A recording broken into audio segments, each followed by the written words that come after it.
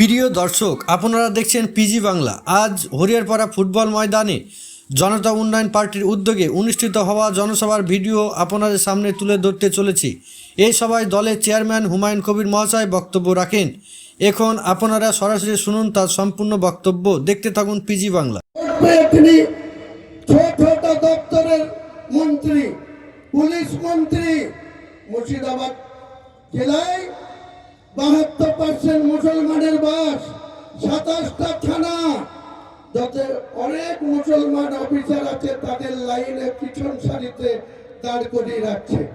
27টা থানার মধ্যে দুটো মাত্র মুসলিম ওসি, একটা সাগরপাড়া, 5টা অঞ্চলে একটা থানা, 4-5 বছর আগে হয়েছে, সেখানে খুরশিদ আলম বলে একজন ওসি, আর এই পাশে নওদা আমার সালারের ওসি ছিল, সেই কাউসার হোসেন, সে ওসি। দেখুন কি অবিচার, কি পক্ষপাতিত্ব। আর কি মুসলমানদের যোগ্য অফিসার নাই? হরিয়ারপাড়ার আইসির নাম কি? অরূপ রায়। এই অরূপ রায় যেদিন 2001 সালে প্রথম বাঁকুড়ার ছেলে সাব ইন্সপেক্টর হিসেবে ওখানে রেজিনগরে জয়েন করেছিল, তখন আমরা বিরাট বন্যা থেকে আক্রান্ত হয়েছিলাম 2000 সালে। 2001 সালে গৌতম চক্রবর্তী রেজিনগরের ওসি, আর এই অরূপ রায় তখন সাব ইন্সপেক্টর নতুন ভাবে এসে জয়েন করলো। এই অরূপ রায়ের সঙ্গে আমরা একসঙ্গে রাত্রিতে হাফ প্যান্ট পরে ঘুমিয়েছি, একসঙ্গে খাওয়া দাওয়া করেছি। ও পুলিশের চাকরি করেছে, আমরা রাজনীতি করেছি, কংগ্রেস করেছি, সিপিএম এর সরকার, বাধা হয়নি। মমতা বন্দ্যোপাধ্যায় যেদিন সিঙ্গুর নিয়ে 26 দিন রাস্তা ব্লক করে আন্দোলন করলো, ন্যানো কোম্পানিকে গুজরাটে যেতে বাধ্য করলো, তখন ঐতিহাসিক ভুল করলো বুদ্ধদেব ভট্টাচার্য, তাকে 26 দিন রাস্তা অবরোধ করে অনুসরণ করতে। প্রণব মুখার্জি বুদ্ধবাবুকে বলেছিল, তুমি ভুল করছো, এই মমতাকে যে এতদিন ধরে আন্দোলন করতে দিচ্ছ। বলে কি করবো দাদা? বলে আমি যদি তোমার জায়গায় থাকতাম, রাত্রেবেলায় জল কামানের 5টা গাড়ি পাঠিয়ে জল মেরে ওকে ওর আন্দোলন থেকে হটিয়ে দিতাম। কিন্তু সেদিন বুদ্ধবাবু করেনি।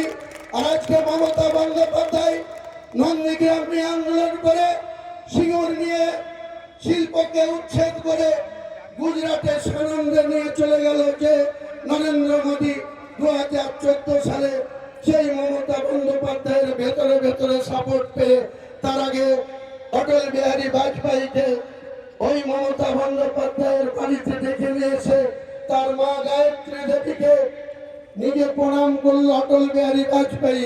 আর মমতা ব্যানার্জি অটল বিহারী বাজপেয়ীর হাত ধরে পা ধরে প্রণাম করলো। তিনি দিতেন না। আমি আজকে হুমায়ুন কবিরকে সাসপেন্ড করেছে। আমি 22শে ডিসেম্বর নতুন একটা দল খুলেছি। তিনি যেদিন সাসপেন্ড করছে, তাকে দিয়ে করাচ্ছে।